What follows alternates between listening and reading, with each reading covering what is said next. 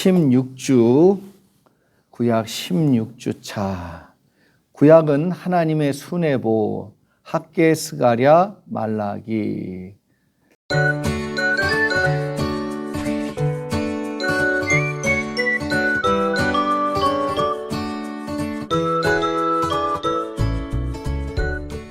자, 책은 203페이지부터 213페이지까지 16번째 시간입니다. 16주차 수업이죠. 왜 구약 성경을 하나님의 수뇌보죠? 말라기에 나오는 내용도 한 몫을 했지만 구약을 내내 읽어보면 마치 하나님이 짝사랑하듯이 전적으로 자식을 사랑하는 아버지, 어머니처럼 그냥 그렇게 자식이 도망가고 배반하고 이러는데도,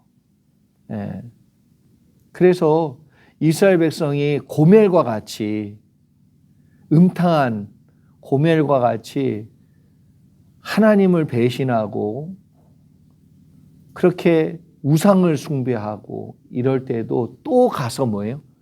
또 데려오고 또 데려오고 또 데려와서 어떻게든 뭐예요? 살리려고,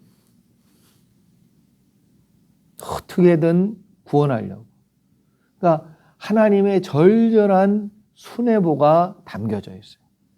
그 마지막에는 뭐라 그러냐면 내가 너희를 얼마나 사랑했냐, 얼마나 많이 데려왔냐, 다시 회복시키려고 했느냐, 그런데도 또 죄를 짓냐, 또 그래도 말씀을 버리고 있냐, 이렇게 얘기할 때 이스라엘 백성이 뭐라 그랬다고요? 언제 우리를 사랑하셨습니까? 이렇게. 그러나 하나님은 변함없이 마지막까지도 사랑하시죠.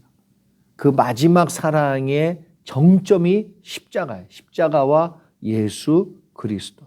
그래서 하나님 사랑의 완성, 그리고 하나님 사랑의 완벽한 표현이 십자가예요. 십자가.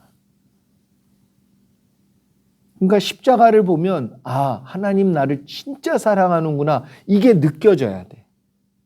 그리고 이게 깨달아진 사람은 뭐예요? 죄를 버리게 되어 있어요. 자, 우리 1번 보죠. 바벨론 포로로 잡혀갔다가 예언의 말씀처럼 70년 만에 돌아오게 된 이스라엘 백성은 하나님이 어떤 분이신지 알게 되었습니까? 하나님은 약속의 하나님이시구나. 왜? 70년 만에 돌아온다는 약속을 지켰어요? 안 지켰어요?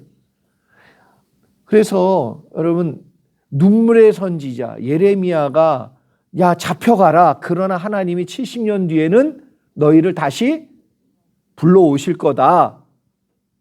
그래서 그 약속을 하나님이 완전히 지키시는 것을 보면서 하나님은 말씀의 하나님, 언약을 지키시는 하나님이시구나 라는 것을 깊이 경험하고 깨닫게 됐죠. 그래서 하나님의 언약의 하나님이다, 그걸 발견하게 됩니다. 이스라엘 백성의 귀환이 역사적으로 어떤 과정들을 통해 준비되었는지 정리해 보세요. 이미 예레미야와 다니엘과 에스겔을 통해서 약속을 주셨어요. 반드시 다시 돌아올 거다. 그 약속을 성취하셨지요. 하나님께서 고레스 왕을 통해, 그것도 이스라엘 힘이 아니고 이스라엘과 전혀 관련이 없는 뭐예요? 지배국가인 페르시아의 왕인 고레스를 통해서 이 일을 이루셨어요. 그러니까 이스라엘 백성은 이건 하나님이 개입하셨어, 야, 이건 하나님이 역사의 주관자가 맞으시네 라는 걸 느꼈을까요? 못 느꼈을까요? 느꼈지요, 당연히. 그래서 메대와 바사를 통일한 고레스 왕은 이스라엘 백성들로 하여금 고국으로 돌아가 하나님의 성전을 재건하도록 명령을 내립니다. 이렇게 시작된 포로 귀환은 한 번에 이루어진 것이 아니라 세 차례에 걸쳐서 1차, 2차, 3차 포로 귀환이 이루어졌어요. 그럼 1차 때는 누가? 스룹바벨. 2차 때는 에스라. 3차 때는 느헤미야. 포로 후기 선지자들이 예언한 내용은 무엇이며 대표적인 인물은 누구입니까? 포로 후기 그러면 성전 건축, 그렇죠? 성벽 재건, 이게 기억나야 돼요. 그래서 성전을 재건할 때 성전 짓다가 16년 동안 멈추니까 그 다음에 다시 지으라는 말씀을 주실 때 누구한테 줬어요? 두 사람? 학개, 스가랴. 그리고 성전이 다 지고 난 뒤에 다시 무너지니까 말라기. 에스라의 메시지와 비슷하기 때문에 성전 재건과 관련이 있다고 보면 되겠지요. 자, 1차 포로 기한에 대해서 적어보세요. 1차 포로 기한은 BC 538년 정치적 지도자인 스룹바벨과 종교적 지도자인 여호수아의 주도하에 진행이 되었고 1차로 귀환한 사람들 중심으로 성전 재건이 시작되었지만 반대자들의 방해 그리고 정착하는 과정에서 삶의 문제 등 왜요? 초기 정착할 때 뭐예요? 비용이 많이 듭니다. 여기 왔을 때 우리 부모님 세대들 보면은 그 당시에는 뭐예요? 외화 반출도 잘 안 됐어. 그래가지고요 200불 들고 오고 뭐 100불 들고 왔다 들어봤어요? 이스라엘 백성들도 마찬가지입니다. 가지고 있는 거 바리바리 싸가지고 왔는데 뭐예요? 여기가 도시도 아니고 무너진 땅이야. 재건축을 하고 있어. 내가 돈 가지고 갔다고 다 살 수 있느냐? IT 가보세요. 돈이 있어도 못 사. 깽 때문에 못 사고 거지들 때문에 못 사고 이게 나라가 엉망이어서 수입이 안 돼. 수입이. 아주 문제예요. 아주 문제. 1차로 귀환한 사람들 중심으로 성전 재건이 시작되었지만 그래서 반대자들 때문에 16년 동안이나 중단되고 시간이 흘러 이스라엘 백성이 형편이 좋아지고 성전 재건을 다시 시작할 수 있는 상황이 됐는데도 안 하고 있는 거예요. 왜? 아니 지금까지 안 했는데 굳이 지금 다시 할 필요가 있어? 아니 여기다 또 돈을 내야 되잖아. 그렇지요? 네? 그러니까 그러고 싶겠어요? 그래서 하나님께서 선지자 학개와 스가랴를 통해서 성전 재건을 촉구하시는 말씀을 주시고 백성들은 학개와 스가랴의 말씀에 순종하여 다시 성전 재건을 시작하였고 바사왕 다리오 6년에 마침내 성전이 재건됩니다. 2차 포로 기한에 대해 적어보시기 바랍니다. 그리고 60년이 지났어요. 네. 1차 포로 기한이 지난 지 60년이 지났어. 2차 포로 기한이 일어나고 에스라가 뭐예요? 포함된 두 번째 포로 기한의 여정은 처음부터 쉽지가 않았고요. 이스라엘 백성을 죽이려고 제국 안팎의 많은 대적들이 목숨을 노리고 있는 내용이에요. 그 대표적인 사건이 에스더서에 나오는 것뿐이고 그래서 2차 포로 기한은 아닥사스다 왕 7년인 BC 458년에 있었고요. 1차 포로 기한이 이루어지고 난 뒤 약 80년이 지난 상황입니다. 에스라는 2차 포로 기한을 위해 기도하며 금식하였고 아닥사스다 왕의 도움을 받아 예루살렘을 향하여 출발한 지 약 4개월 만에 몇 개월? 뭐 그렇게까지 오래 걸릴 길인가? 그러니까 얼마나 애들도 데려오고 뭐 많은 사람들이 왔겠냔 말이에요. 그러니까 천천히 온 거죠. 그런데 이렇게 오면서 뭐예요? 강도들을 만났으면 타민족의 공격을 받았으면 큰일 날 뻔했어요. 근데 하나님 보호하신 것이지. 에스라는 곧바로 이어서 이스라엘 사람들이 이방인과의 결혼한 것을 뭐예요? 파괴시키고 다시는 율법에서 금지한 결혼을 하지 못하도록 명령까지 내립니다. 에스라의 단호한 명령에 이스라엘 백성은 이방 여인과의 결혼을 파기하고 말씀대로 하나님 뜻에 순종합니다. 이것을 통해 이스라엘 가운데 유대교라는 종교적인 기틀이 마련이 되고 성전 중심이었던 유대교는 이제 회당 중심으로 바뀌게 되고요. 제사 중심의 예배에서 말씀을 나누고 강론하는 말씀 중심으로 바뀌게 됩니다.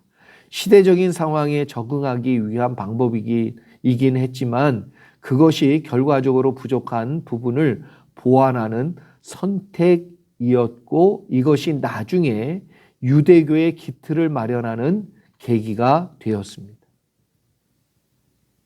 자, 3차 포로에 대한 포로귀환에 대해서 적어보세요. 이제 3차 포로귀환은 2차 포로귀환 후 14년이 흐른 뒤에 이루어집니다. 먼저 느헤미야가 예루살렘에 가서 무너진 성벽을 재건하는 일에 참여하기 위해서 금식하고 기도해요. 그러니까 예레미야는 어떤 일을 하기 전에 너무나도 중요한 일을 하기 전에 무엇부터 했냐면 기도부터 했다는 거예요. 기도부터. 금식하며 기도부터 했다. 그 결과 아닥사스다 왕의 큰 도움으로 총독의 자격을 얻어 성벽 재건을 위해 BC 445년에 예루살렘에 도착을 합니다. 이것이 3차 포로 귀환입니다.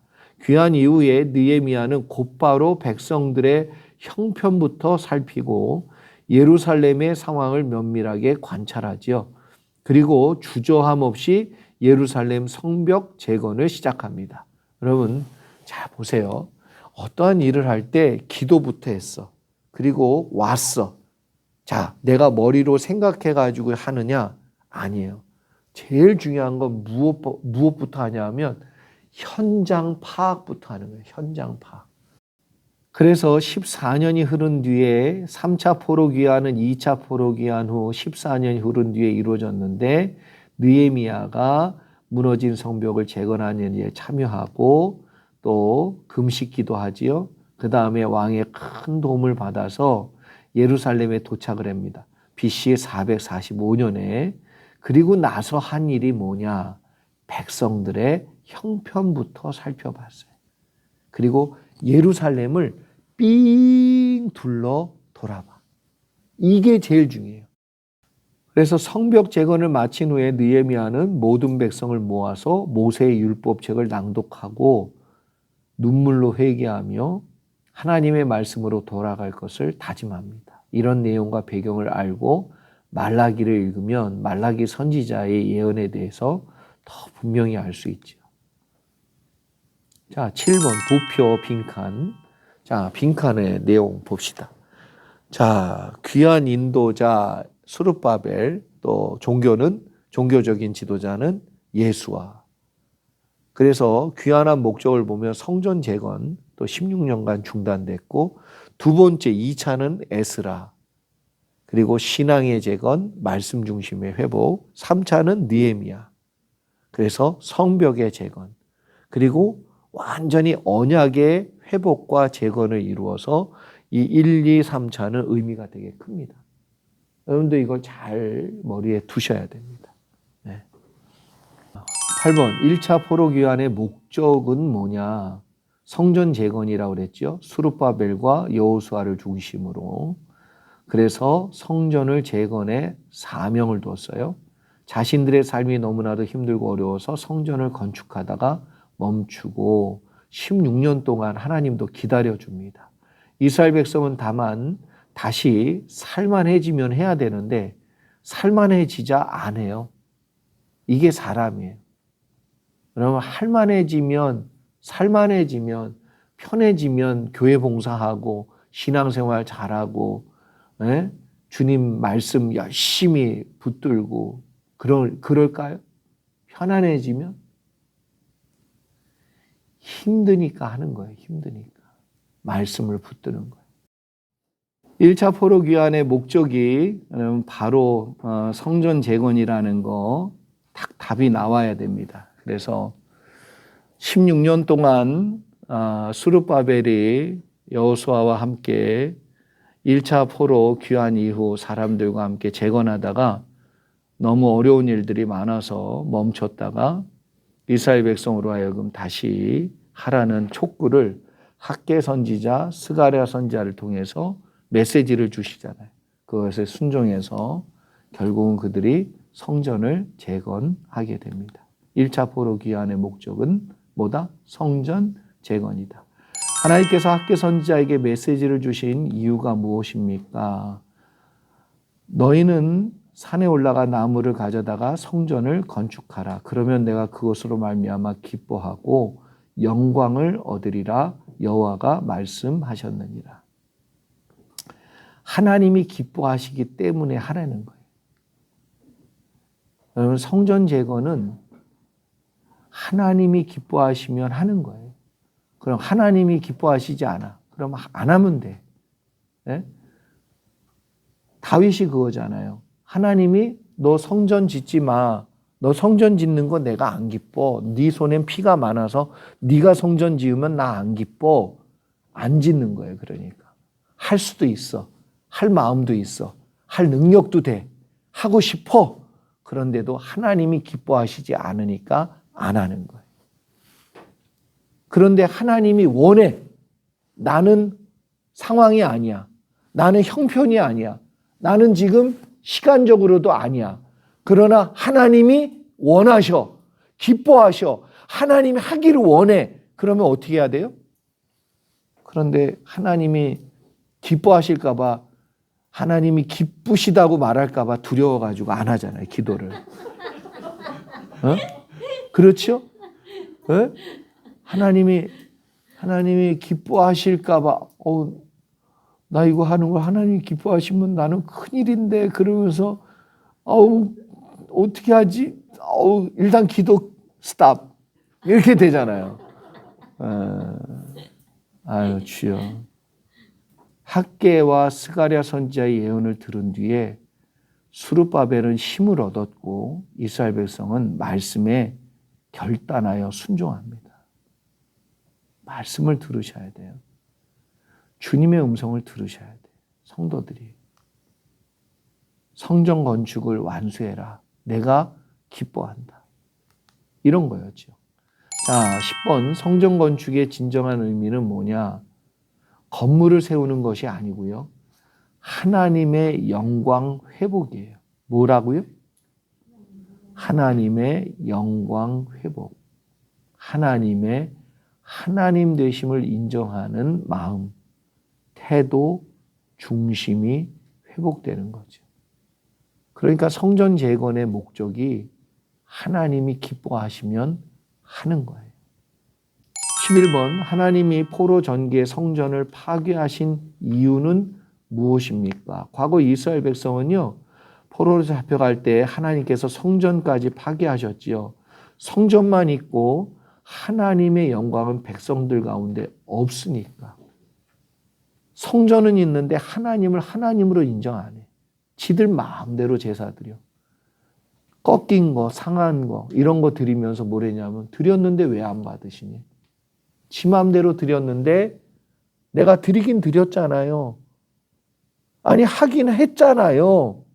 근데 왜 내가 뭘 잘못했다고 뭘 나한테 더 바라신다고 이제 이러는 거예요. 그러니까 이게 참 마음이 아프죠.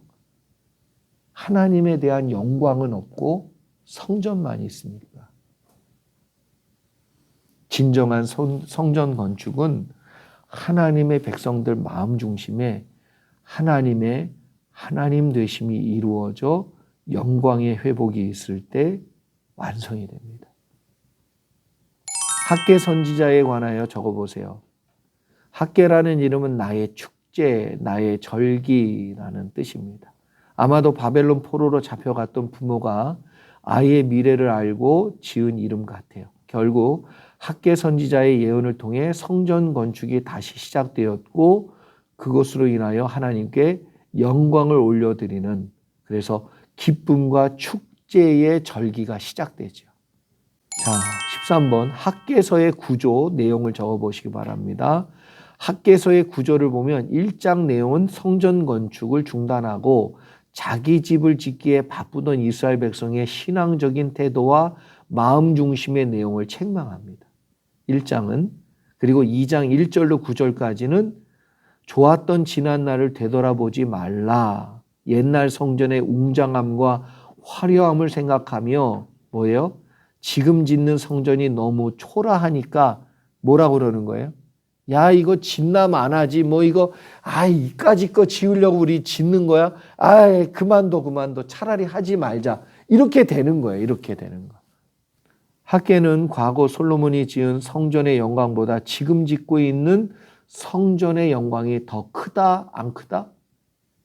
크다. 그때는 다 준비됐어요. 그때는 다 준비됐어.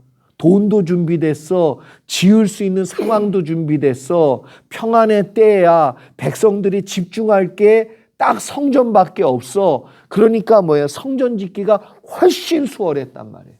근데 지금 스룹바벨의 성전은, 학개는 과거 솔로몬이 지은 성전보다 지금의 성전이 더 클 거다, 영광이.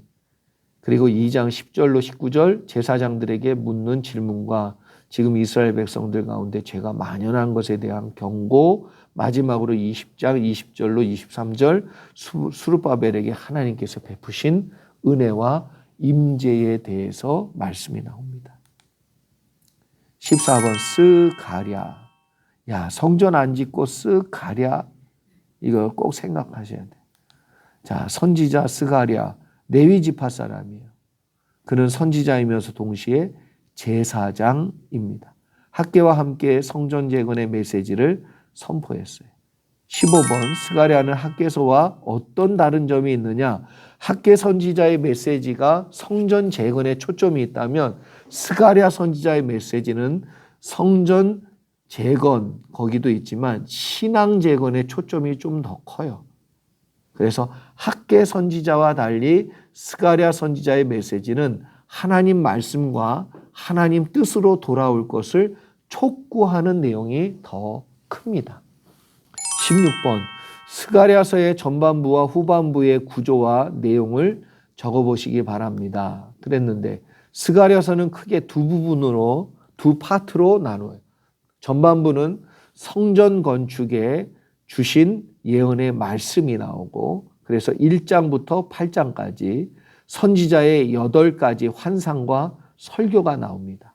그리고 후반부는 성전 건축 이후에 주신 예언의 말씀이에요. 9장부터 14장까지 이방 나라의 심판과 이스라엘의 미래에 대한 예언이 소개가 되고 있습니다. 스가랴서에 나타난 8가지 환상은 무엇입니까? 스가랴 선지자의 예언은 다리오 왕 2년에 시작이 되어서 8가지 환상과 메시지를 선포합니다. 8가지 환상 첫 번째, 붉은 말. 자, 예언에서 본 걸 기록한 거예요. 근데 우리는 그걸 의미부터 유추하려고 자꾸 그래요. 그리고 요한계시록도 그래요. 요한이 본 걸 쓴 거예요. 그렇지요? 그러면 여기 지금 나온 붉은 말은 무슨 말이에요? 빨간 말, 빨간 말. 붉은 말, 빨간 말이지. 빨간색 말. 몰라요? 흰 말은 하얀색 말. 본 걸 썼으니까 일단 본 걸 그대로 읽어보라는 거예요. 둘째는 네 뿔과 네 대장장이. 셋째 측량줄, 다림줄이 그러죠. 넷째 대제사장 여호수아. 다섯 번째 순금 등잔대, 두 감람나무. 이건 어디서도 나오죠? 계시록에서도 나와요. 여섯째 날에는 두루마리, 일곱째는 에바 가운데 여인, 여덟 번째는 병거의 환상. 그래서 맨 마지막에는 예수님이 입에서 뭐예요? 칼이 나오죠. 그리고 백마 타고 내려오십니다. 그리고 이후에 스가랴 선지자는 이스라엘에 회복하실 하나님을 선포하고요. 더 나아가 새로운 목자가 왕으로 오신다는 것과 그로 인하여 시온에게 임할 축복을 말씀합니다. 이때는 이 예언은 재림의 예언이에요? 초림의 예언이에요? 네? 초림의 예언이죠. 초림이 아직 안 됐으니까. 무슨 얘기인지 아시겠어요? 네? 그러니까 우리가 이걸 자꾸 뭐예요? 1차 독자는 뛰어넘어서 바로 2차 독자, 바로 나한테 적용하는 건 조금은 위험할 수 있다. 그래서 순서를 꼭 지키는 게 중요하다. 또한 다시 돌아온 이스라엘 백성이 결국 예루살렘으로 돌아와 하나님께서 정하신 승리의 날을 보게 될 것이라고 예언하고 있습니다. 자, 18번 도표 한번 보죠. 도표의 빈칸을 여러분들이 보세요. 붉은 말을 탄 자, 의미가 뭐라고요? 성전 재건에 지친 백성에게 주는 위로와 소망. 네 뿔과 네 명의 대장장이 하나님과 그 백성을 대적하는 세력의 종말, 측량줄을 가진 자, 대적들의 멸망과 예루살렘의 회복. 측량줄이 그거잖아요. 틀렸나 안 틀렸나, 치우쳤나 안 치웠. 이렇게 측량하는 줄, 다림줄이라고 그러죠. 내림줄, 이렇게 내리는 거. 예? 그래서 이게 벽돌이 똑바로 올라가고 있나, 벽이 똑바로 서 있나, 그런 거 다 측량하는 줄이에요. 위에서 이렇게 달아보는 추. 예. 그래서 대적들이 이것들이 지금 잘못하고 있나 안 하나 하나님이 다 뭐예요?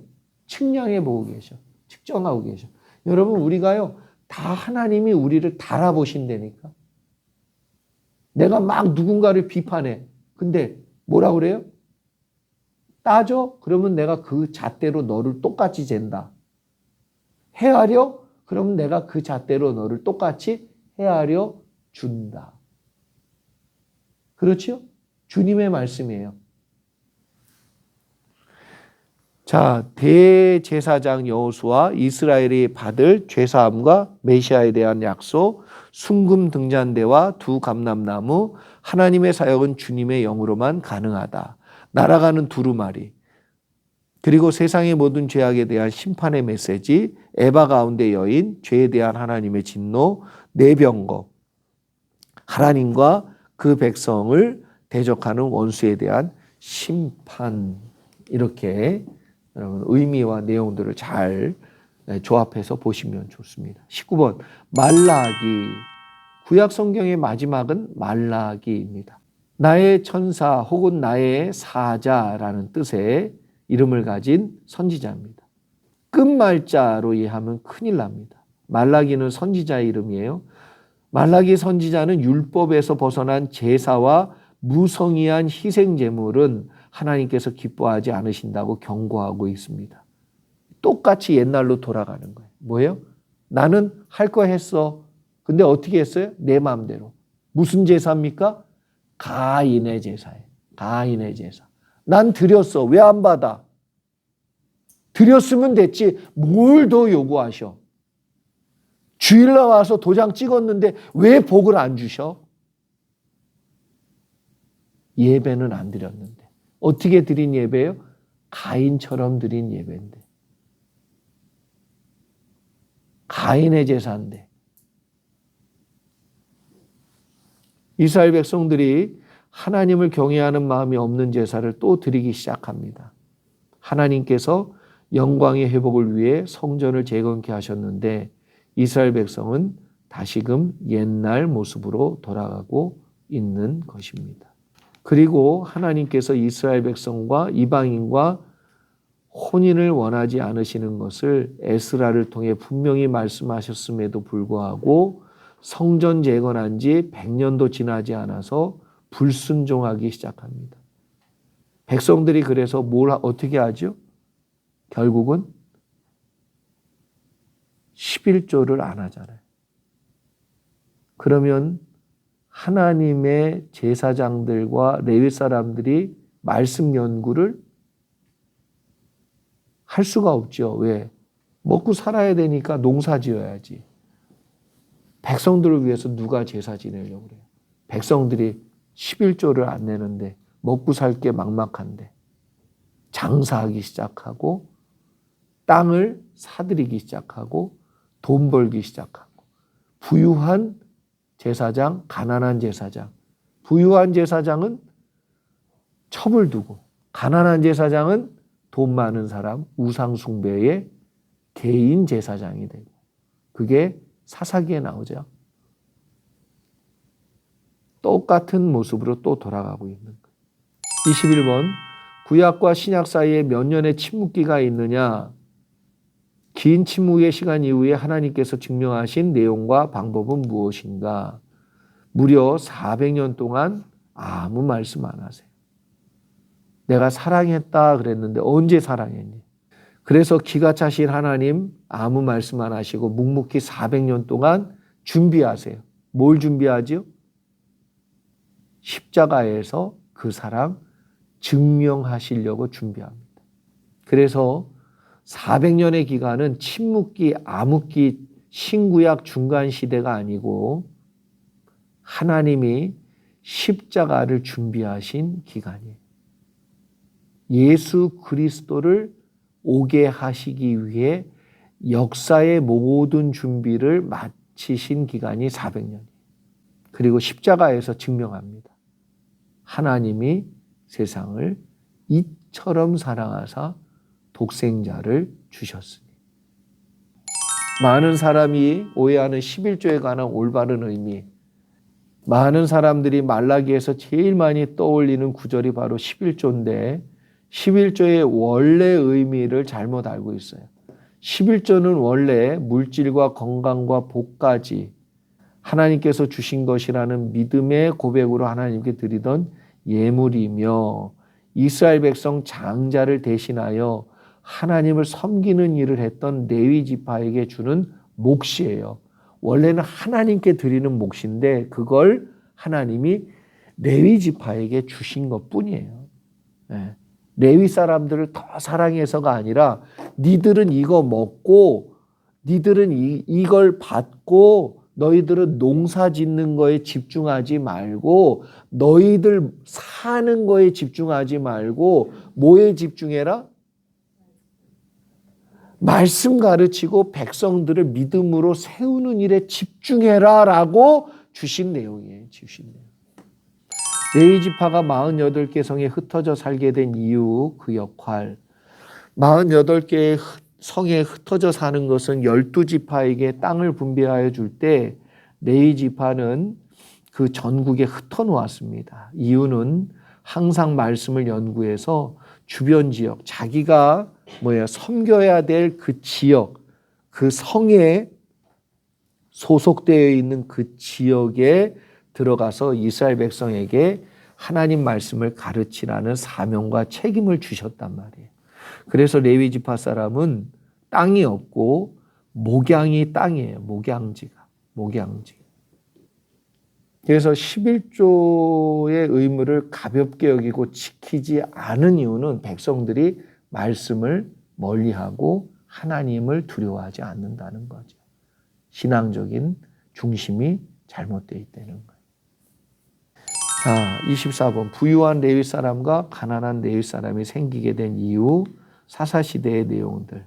이미 말씀드린 대로 이제 이스라엘 백성이 말씀을 귀하게 여기지 않으니까 11조를 하지 않고 11조로 삶을 영위하지 못하니까 레위 지파는 살 궁리를 하게 되고 그래서 가난한 레위 그리고 부유한 레위로 나뉘어지게 된 거지요. 능력에 따라.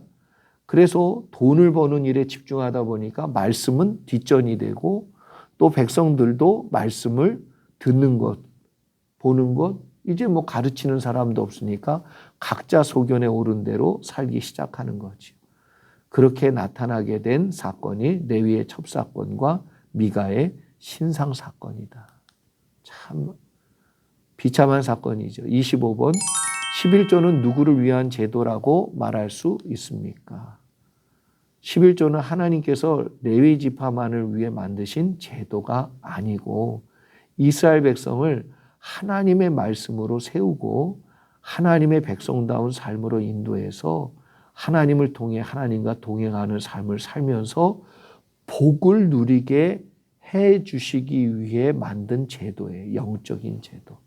레위 지파는 백성들의 11조를 통해 하나님으로부터 공급의 은혜를 받고 있다는 것을 분명히 깨닫고 전심으로 하나님의 말씀을 연구하여 백성들을 말씀으로 세우는 일에 최선을 넘어 목숨을 다해야 한다.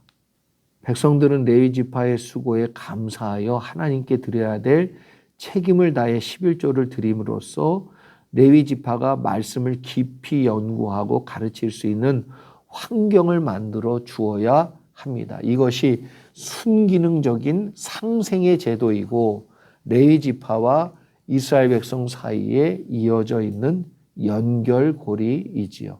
말씀을 잘 배운 이스라엘 백성이 하나님의 뜻을 알고 말씀대로 살게 될 때 자연스럽게 하나님과 동행하는 복과 은혜를 누리게 됩니다. 26번 11조 제도를 위해 하나님께서 자존심도 내려놓으시고 하신 말씀은 뭐지요? 나를 시험하여 보라. 내가 너에게 복을 주나 안 주나 나를 시험해 봐라. 그런데 신명기 6장 16절에 보면 너희 하나님 여호와를 뭐예요? 시험하지 말라. 시험하는 날에는 죽으리라 그랬어요. 그랬는데 하나님이 자기 자존심을 딱 내려놓고 이것은 뭐예요? 시험해 봐라. 누가 책임지겠다는 거예요? 백성들 보고 짐져라가 아니에요. 백성들 니들이 먼저 희생해라가 아니에요. 누가 희생하셨냐? 하나님이 희생하셨어요. 레위 지파도 아니고 백성도 아니고 하나님이 희생하셨어요. 그 말이 뭐냐? 내가 복을 주나 안 주나 먼저 해보고 테스트해봐라. 내가 주겠다. 이 얘기죠. 27번 하나님께서 자존심까지 내려놓고 11조 제도를 지키시려는 이유와 목적은 뭐냐? 그만큼 이스라엘 백성을 말씀으로 온전히 세우고자 하는 하나님의 의지이고 소망이 그 속에 담겨져 있어요. 그러니 레위 지파만을 특별히 사랑해서 11조 제도를 만들었다 안 만들었다? 만든 게 아니에요. 하나님 백성이 말씀을 떠나면 하나님과 동행할 수 없고 자기 소견대로 살며 방황하다가 결국 죄악의 길을 걷게 되는 것이 당연하기 때문에 그럼 결국 자기 소견에 옳은 대로 아버지 곁을 떠나가지고 잘된 아들 말고 잘된 아들도 없지만 잘못된 아들 이름 뭐예요? 탕자. 그냥 이름은 모르는데 우리가 허랑방탕하게 살은 아들 그래서 탕자 그러잖아요. 자기 분깃 다 어떻게 했어요? 다 잃어버렸어요. 얼마나 비참하냔 말이에요.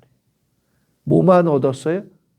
겨우 목숨만, 회복만 됐어.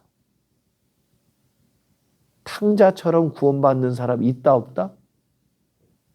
그러면 집에 있는 탕자는 집탕이라고 걔는 뭐예요?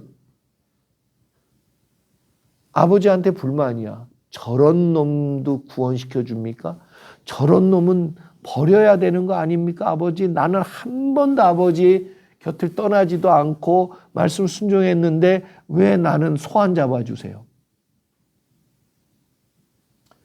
나간 탕자나 그놈이나 집에 있는 그놈이나 우리는 둘 중에 하나인 거 아세요?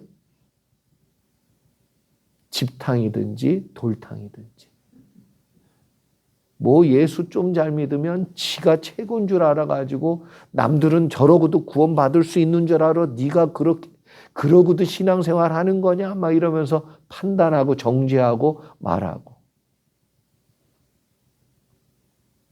지는 집탕인데 그것도 모르고. 여러분 집탕이 문제겠어요? 돌탕이 문제겠어요? 아버지가 누가 골치가 더 아파? 골치는 집탕이 훨씬 더 아파요. 이놈은 또 설득해야 되는데 꼬박꼬박 말하네. 자긴 잘못한 거 없대. 그렇지요? 누가 어려워요? 그래서 이렇게 얘기합니다. 개척교회는 사람이 없어서 힘들고 기존 교회는 사람 때문에 힘들대.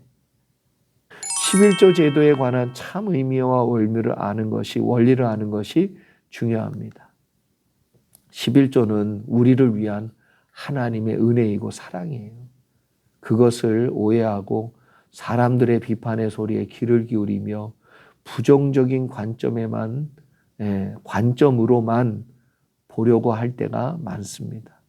성경에서 말하고 있는 11조의 원리를 명확히 이해하고 신앙생활 또 신앙의 공동체를 위한 11조, 하나님의 나라와 영광을 위한 11조, 말씀의 샘물이 넘치는 교회를 함께 세우기 위한 11조라는 것을 깨닫고 오해의 장막에서 벗어나기를 기대합니다.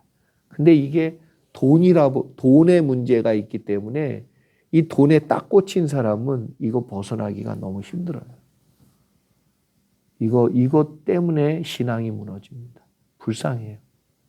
어쩔 수가 없어. 근데 누구도 설득을 못해. 그건 참 안타까운 일이죠. 29번, 하나님께서 침묵기 400년 동안 준비하신 것이 무엇인지, 또한 무엇을 증명해 주시기 위해서 보여주셨는지. 말라기는 구약 속에 흐르는 하나님의 마음, 그러니까 자기 백성을 향한 하나님의 간절한 사랑을 전하고 있는데, 인간은 하나님의 그런 수뇌보 같은 사랑을 거절하고 외면하지요. 그럼에도 불구하고 하나님께서 구약 성경 내내 보여주셨던 당신의 사랑이 진실이라는 것을 400년 뒤에 침묵기 400년의 긴 침묵을 통해 준비하시면서 신약 시대를 여시고 세례 요한을 먼저 보내셔서 예수님의 길을 예비케 하시고 그 후에 친히 인간의 몸을 입고 이 땅에 오셔서 마침내 십자가 위에서 하나님이 달려 죽으셨어요. 그렇지요? 성자 하나님이 달려 죽으셨어. 하나님의 사랑이 얼마나 진심인지를 보여주신 것이지요. 30번, 구약의 역사를 어떤 역사로 봐야 합니까? 구약의 성경을 읽을 때 이스라엘의 역사만 보면 안 되고, 구약 성경은 이스라엘 민족의 역사가 아니라 구원의 역사예요. 그래서 많은 분들이 그런 얘기해요. 아니, 내 나라 역사도 잘 모르면서 무슨 남의 나라 역사를 그렇게 공부하냐. 그렇지요? 그런데 그건 몰라서 그래. 이스라엘 역사를 배우는 게 아니고 구원의 역사를 배우는 거기 때문에. 구약 성경은 처음부터 끝까지 이스라엘 백성과 동행하며 그들에게 복 주시길 원하시는 하나님에 관한 말씀이에요. 그래서 하나님께서는 구약 성경 내내 내가 너희를 복 주기를 원한다. 그리고 너희를 사랑한다. 그러니 제발 내가 준 계명대로 살아라. 목자인 나를 따르라. 이렇게 말하고 있습니다. 그러나 이스라엘 백성은 하나님을 하나님으로 인정하지 않았고 목자로 인정하지 않았을 뿐만 아니라 양 같아서 각기 제 길로만 갑니다. 더 나아가 사랑한다 말씀하신 하나님께 언제 사랑했냐고 따져 물으며 원망까지 늘어놓는 거죠. 31번, 성경이 말하는 복의 개념을 알아야 돼요. 그래서 세상이 얘기하는 복이 아닙니다. 기복신앙 아니에요. 세속적인 거 아닙니다. 분명한 건 성경 전체가 복에 관한 이야기를 하고 있는데 성경이 말하는 복은 세상이 말하는 복과는 전혀 달라요. 성경이 말하는 복은 하나님과 연합하는 것이고 동행하는 것을 말합니다. 성경이 말하는 복은 하나님과 관계가 형성되면 시작되는 복이에요. 생명과 은혜입니다. 세상 사람들은 복이라는 열매만을 구하지만 하나님의 복은 하나님과 관계를 맺고 있으면 하나님을 통해서 변화되며 하나님의 은혜 안에서 새 생명을 누리는 과정을 통해서 자연스럽게 나타나게 되는 거예요. 그러므로 복은 생명의 근원이신 하나님과 연합하고 동행하면 당연히 얻게 되는 결과다. 이렇게 말할 수 있습니다. 32번, 히브리어 복, 바라크에 대한 내용 적어보세요. 바라크, 창세기에 나오는 창조 사건과 연결되는데 하나님께서 모든 만물을 창조하신 뒤에 뭐예요? 만물과 인간이 하나님의 창조 목적대로 생명력을 갖고 누리게 하기 위해서 뭐예요? 바라크, 복을 주셨어요. 하나님과 연합할 때 누리게 되는 복인 바라크는 생명의 유지와 보존, 그러니까 이런 거예요. 쉬운 말로 새는 새답게 날아다니도록 바라크, 복을 주셨어. 물고기는 물고기답게 물에서 행복하게 생명력 있게 살 수 있게 바라크, 복을 주셨어. 인간은 아담과 하와는 에덴 동산에서 바라크, 하나님의 은혜 안에서 생명의 보존을 받으며 영원히 사는 축복을 누리는 은혜를 받았어요. 그게 바라크예요. 바라크. 그러므로 바라크는 하나님과 관계가 연결되지 않은 상태에서는 누릴 수 있다 없다? 없다. 마치 물이 없으면 나무가 죽는 것과 같습니다. 그러면 나무의 바라크는 뭐예요? 시냇가에 심기운 나무인 거예요. 그 나무가 복 있는 나무예요. 그럼 복 있는 사람은 하나님과 커넥션이 되어 있는 사람이에요. 동행하는 사람이에요. 아브라함이죠. 예수 그리스도 임마누엘이에요. 33번 바라크의 파생어 베레크는 바라크의 파생어인 베레크는 복, 무릎, 셈이라는 뜻을 가지고 있는데 바라크의 동사형에는 무릎을 꿇다라는 표현이 있는데 어떤 학자들은 바라크가 하나님과 인간 사이의 관계가 바로 세워질 때 인간이 하나님 앞에 뭐 할 때 무릎을 꿇을 때 주어지는 생명을 지칭한다고 말하기도 해요. 이처럼 하나님만이 생명의 근원이시고 복의 근원이신데 인간의 죄로 인하여 관계가 단절되고 인간은 그 복을 뭐예요? 상실하게 되었고 왜 죄가 우리 하나님과 나 사이를 갈라놓았느냐? 여기서 창세기 공부할 때 배운 죄의 개념을 꼭 기억해야 됩니다. 죄가 뭐지요? 내가 하나님 되어 하나님 노릇하려고 하는 마음, 행동, 태도, 기준, 생각 모두 포함하고 있습니다. 34번. 하나님과 우리 사이가 갈라진 이유가 무엇입니까? 죄 때문에 그렇지요. 죄의 결과는 생명을 누리지 못하게 하는 사망. 그래서 복의 반대 개념은 사실 사망이에요. 사망. 우리가 하나님께 영광을 올려드릴 때 일어나는 일은 뭐냐? 죄는 하나님과 단절을 가져오지만 반대로 우리가 하나님께 영광, 하나님을 하나님으로 인정해 드릴 때 하나님은 이 땅을, 나의 마음을, 내 인생을 회복시켜 주세요. 하나님을 하나님으로 인정하는 마음이 있을 때. 다른 얘기로 하면 베레크, 하나님께 굴복하여 무릎을 꿇고 그분을 왕으로 주인으로 인정할 때 그 사람에겐 복이 임하게 되어 있다는 거예요. 그래서 내가 하나님 되고자 하는 마음을 회개하고 하나님을 하나님으로 인정하여 높여드리는 것, 그게 하나님께 영광을 올려드리는 거죠. 하나님이 36번 하나님이 말씀과 제사를 통해 우리에게 주시기 원하는 건 뭐냐? 하나님은 당신의 백성들이 하나님과 연합하여 늘 동행하는 삶을 살 수 있도록 거룩한 삶의 방식을 위해 율법과 제사 제도를 주셨어요. 그러니까 율법, 이거는 죄를 안 짓는 법. 죄 안 짓고 거룩을 유지하는 법. 그러면 제사는 죄 지었는데 거룩으로 회복하는 방법.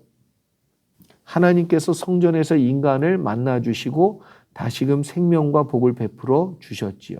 시편 1편에 보면 복 있는 사람은 악인의 꾀를 따르지 않고 죄인의 길에 서지 않고 오만한 자의 자리에 앉지 않고 오직 여호와의 율법을 즐거워하여 주의하러 그것을 묵상하는 사람이라고 말씀합니다. 그렇습니다. 하나님의 율법을 가까이 하는 것은 하나님과 연합하고 동행하며 복을 누리는 길이지요.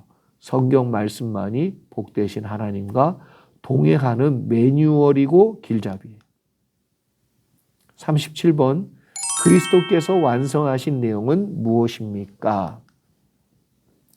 이렇게 말씀과 제사를 통해 사랑하는 백성들과 함께 연합하고 동행하며 복 주시기를 원하시는 하나님의 뜻은 신약에 와서 예수 그리스도를 통하여 완성이 되었습니다. 예수님의 이름이 뭐냐고요? 임마누엘, 하나님이 우리와 함께 하신다. 이것이 주님의 이름이죠. 예수님의 이름 자체가 하나님과 우리가 연합하여 동행하는 것을 말씀하고 있습니다. 그리고 예수님께서 이 땅에 오신 것을 사도 요한은 말씀이 육신이 되었다라고 표현하고 있습니다. 히브리서에는 예수님께서 십자가에서 죽으시고 부활하신 사건을 설명하면서 대제사장이신 예수님이 단번에 완전한 제사를 드렸기 때문에 구약의 제사가 완성되었음을 분명히 밝히고 있습니다. 자, 38번 우리에게 하나님이 복과 은혜를 베푸시는 이유가 뭐냐? 38번 내용을 자세히 보면 하나님께서 이스라엘 백성을 택하여서 복을 주시고 그들 때문에 다른 민족들도 복을 받는 복의 통로로 쓰기를 원해요. 그럼 우리를 복의 통로로, 복음의 통로로, 십자가의 통로로 우리를 쓰기를 원하시지요. 그래서 우리는 영적인 이스라엘 백성이에요. 이스라엘 백성은 하나님의 특별한 사랑의 이유를 망각하고 스스로 대단한 존재인 양 교만해졌습니다. 그래서 우리와 함께 해주시고 복과 은혜를 베푸시는 이유가 뭐냐? 생명을 구원하는 일에 우리를 쓰기 원하시는 거죠.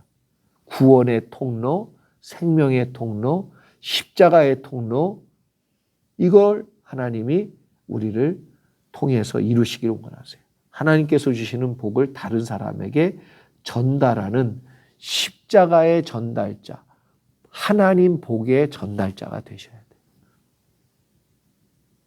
그래서 복음을 듣고 만민이 회개하고 주님 앞으로 돌아와 주님과 나처럼, 우리처럼 동행하여 연합되게 만들어주는 하늘 놓는 다리의 역할을 하는 게 우리예요. 돈 많이 버는 게, 행복하게 사는 게 우리 목표가 아니고. 39번 우리가 살아야 할 삶의 모습은 뭐냐? 지금도 많은 사람들이 죄로 인하여 사망으로 달려가고 있습니다. 생명 되신 하나님과 단절된 채 죽어가고 있어요. 하나님을 하나님으로 인정하지 않으며 자신이 하나님 노릇하여 하나님의 영광을 가리고 심지어 하나님과 뭐예요? 원수짓하고 있는 거지요. 이제 하나님과 연합하며 동행하는 생명의 복이 무엇인지 아는 우리가 하나님과의 관계가 단절된 그러한 모습으로 살아가고 있는 많은 사람들을 하나님께로 인도하는 거룩한 복의 통로가 되기를 소망합니다.